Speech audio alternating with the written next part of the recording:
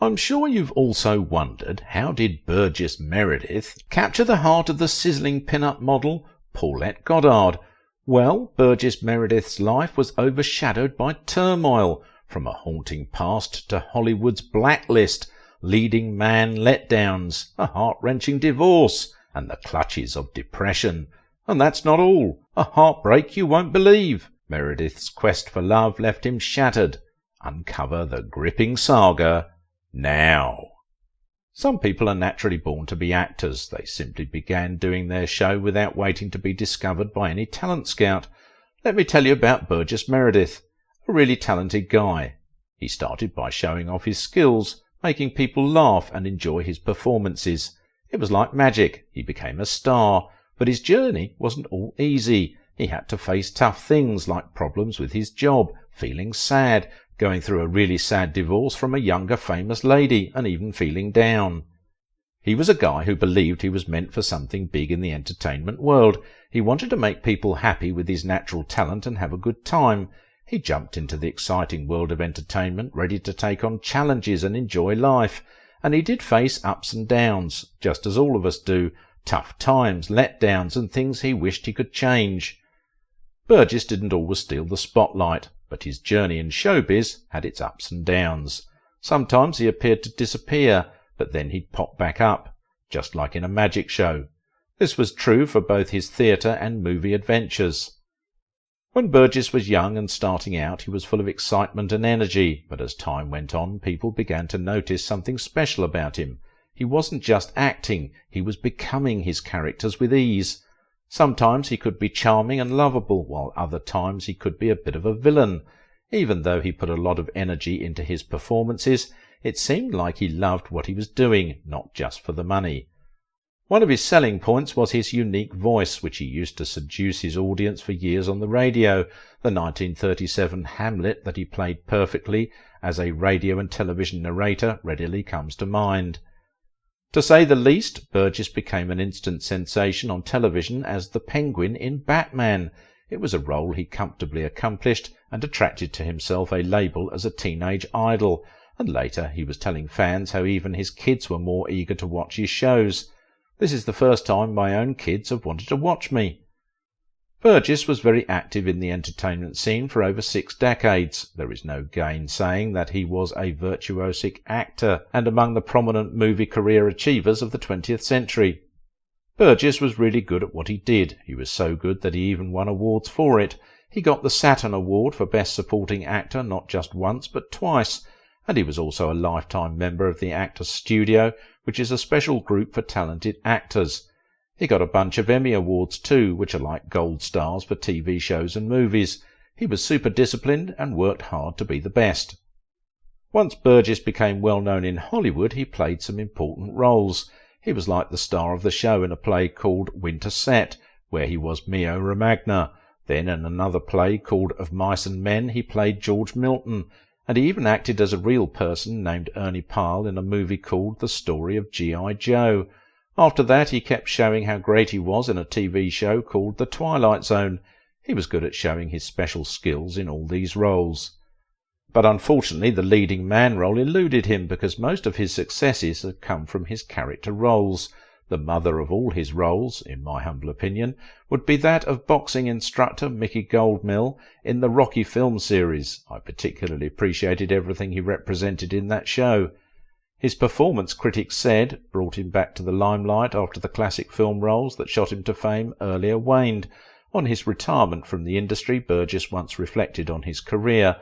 After appearing in over 120 films, Rocky was my very first smash hit.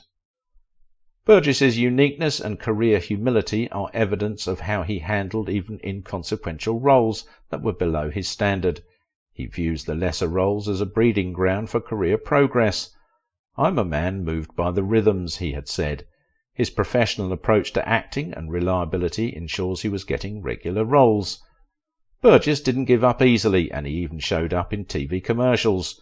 He used his special voice to talk about things like United Airlines and Skippy peanut butter, just in case you didn't know about that fun fact.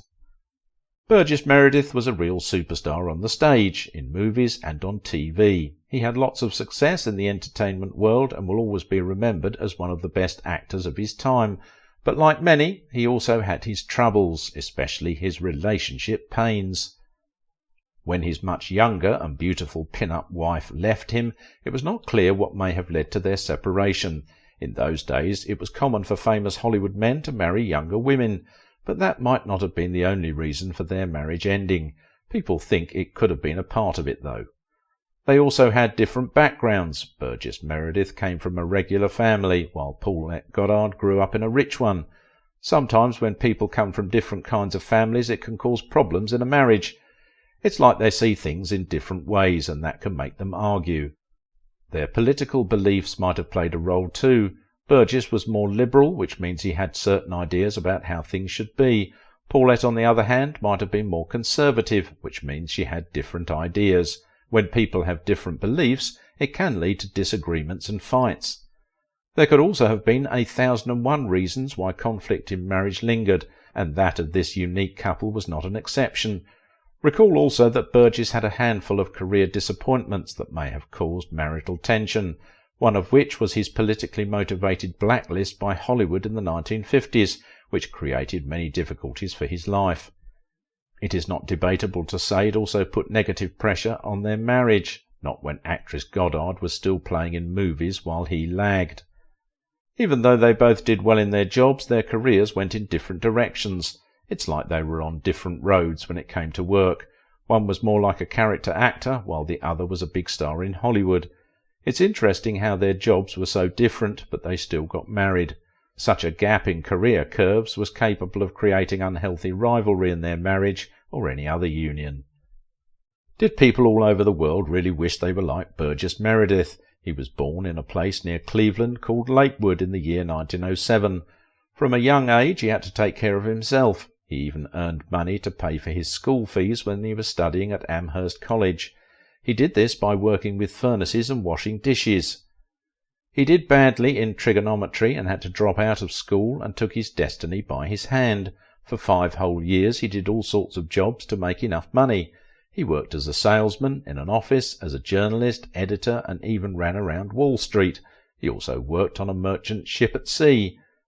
All that did not take him anywhere apart from putting food on his table. When he was 22 years old, he decided to give acting a shot. Instead of waiting for someone to discover him, he joined Yves Le Gallienne's Civic Repertory Theatre in Manhattan. He performed in plays often and quickly found himself on Broadway. He first appeared in Alice in Wonderland in 1932, where he played different characters like the Duck, the Dormouse, and Tweedledee. Burgess's first big role was when he played a young troublemaker in Little Old Boy. People liked his performance and critics started wondering who he was, paying attention to him. Robert Benchley was one of them, as he later wrote in his report. I had to consult the back of the programme to find out who Burgess Meredith was. Burgess was ready for what was coming next because his big success was about to happen. It happened in 1935 when he acted in a play called Winterset. This play was inspired by a true story called the Sacco-Vanzetti situation. Appearing as Mio, a young gentleman trying to defend his radical dad after his life has been ended, as scripted for him. From then on, it seemed to the Broadway community that a fresh star had just arrived as he navigated between Broadway and Hollywood. Burgess made a movie version of the play Winterset and acted with famous people like Ginger Rogers in Tom, Dick and Harry and with Fred Astaire in Second Chorus. He also acted with his wife, Cute Goddard. During World War II, while the war was happening, Burgess joined the Army Air Corps. He worked hard and became a captain, but even during this time he didn't forget about his acting. After the war, he played a role as a war reporter in a movie called The Story of G.I. Joe, where he was called Ernie. His popularity in comic shows was evident even as he later directed a series of notable comedies. Season in the Sun and Frogs of Spring come to mind. His vision for the comedy industry and the challenges thereof is what he later described as the main problem is to make outrageousness acceptable, stay away from absurdity and emphasize probability. Burgess Meredith found himself in a tough situation when he dared to speak his mind and went against the powerful Senator Joseph McCarthy. This bold move didn't sit well with the senator, and as a result, Burgess faced a serious consequence. He was banned from acting in movies during the latter part of the 1950s. It was a challenging time for him in Hollywood. His career went under for a while, with all the troubles he had to grapple with, to the point of utmost frustration. Thanks to Otto Preminger, who brought him back from limbo and began casting him in films like Advise and Consent, The Cardinal, and Such Good Friends, bringing him back to movie actions.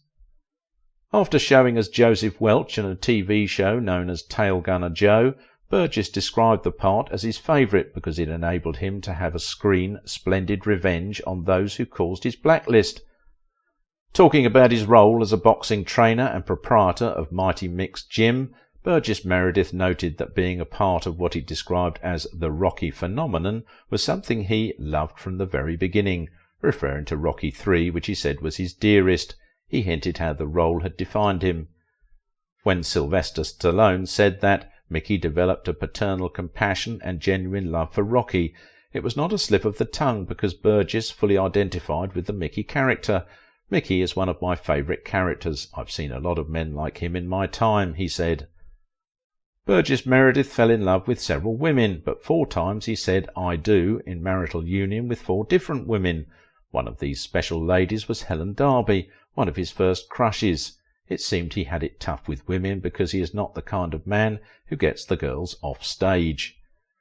Reflecting on his entertainment journey years later, he told fans that he was born a character actor and didn't have to lose his youth for him to be taken seriously. I was never really the leading man type, he submitted, adding also that I never got the girl off stage.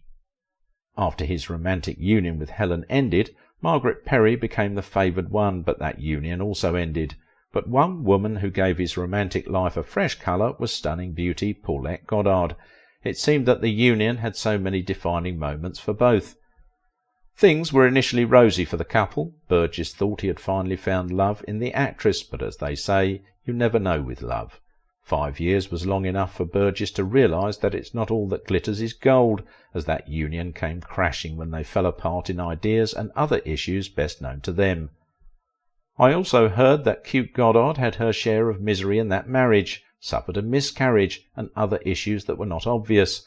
So it was natural that things of that nature happened when the union began producing pains rather than the joy that brought them together. For both Burgess and Goddard, their union had to end the way it did in the 1949 divorce, even as fans continue to ponder over what may have led to the split after 5 years of marriage, though many still think that the blacklist is the main reason the couple parted. Luckily for Burgess, he got things right the 4th time he tried. He found the working formula for his love life with his marriage to Kaja Sunston. Some said he finally found his missing rip in her, as the couple had 2 kids and would remain married for about 46 years. Very interesting was his role as the Penguin in the Batman sequence. Burgess had to develop his grunting penguin laugh by accident or as a matter of pure necessity. The truth was that he gave up smoking more than 2 decades earlier, but his character was required to puff with a cigarette holder. As things went on, with the smoke entering the wrong corner of his throat, he was hacked by it severely, and it was not good for shooting. So he created the laugh as a cover-up. It was a pretty funny noise for a penguin. I sounded more like a duck, he said, referring to the act. Burgess Meredith was an all-time Democrat who contributed to the party. He also had to grapple with violent mood swings that may have come from what he said was cyclothymia, a kind of bipolar disorder, according to his 1994 memoirs, So Far, So Good. He may have lived his life with some kind of regrets, which could not have been better expressed than what he wrote in his memoir, saying, "Life is elastic, stretches away when you need it close, and of course pulls close when you want it far away." Burgess hinted that many of the things he did were things he should have ignored. I should have let go. They often brought sorrow. But like a hero, he conquered all and lived longer to tell his stories, saying, "Now they make me smile." Among his many regrets is having a painful childhood, with an alcoholic doctor father and mother that was too fragile to understand. In total dismay, elderly Meredith, writing in his memoir, could only remember his beloved mother's attitude as a woman who was in constant despair. All my life to this day, the memory of my childhood remains grim and incoherent. If I close my eyes and think back, I see little except violence and fear, Burgess stated. It was obvious that after his parents' relationship fell apart, young Burgess was left to his fate as he began taking care of himself, something that created an everlasting hole in his heart, which may have contributed to his depression in later years. The ugly childhood trauma may have contributed to his stubborn lifestyle as a young man, and later telling fans that he was no good at anything except the stage at the time, and that was why he found himself acting. Burgess Meredith died at age 89 as a result of complications from Alzheimer's disease and melanoma, and like many of his fans, I also say, may his soul rest in peace. But the ride's just beginning. Ready for more Hollywood secrets? Our next video dives into the enigmatic life of Charles Laughton. Curious? Click now.